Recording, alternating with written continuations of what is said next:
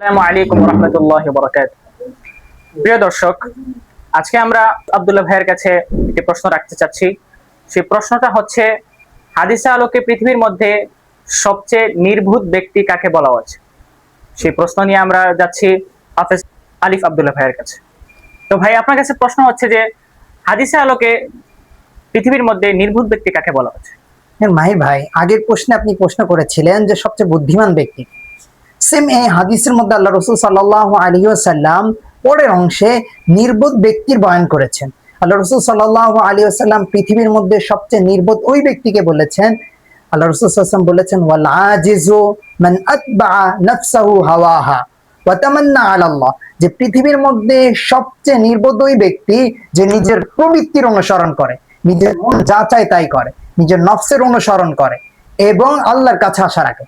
যা মন চাই তাই করে, আর সে ভাবে যে আল্লাহ তারে মাফ করে দেবে। অবশ্যই আল্লাহ মাফ করবেন, কিন্তু সে অন্যায় করতে থাকে আর আল্লাহর উপর ভরসা করে অন্যায় করতে থাকে যে আল্লাহ তো মাফ করে দিবে। এই ব্যক্তি সবচেয়ে নির্বোধ, আল্লাহ রাসূল সাল্লাল্লাহু আলাইহি ওয়াসাল্লাম বলেছেন। আল্লাহ তাআলা আমাদেরকে নফসের অনুসরণ করা থেকে হেফাজত করুন, আমিন।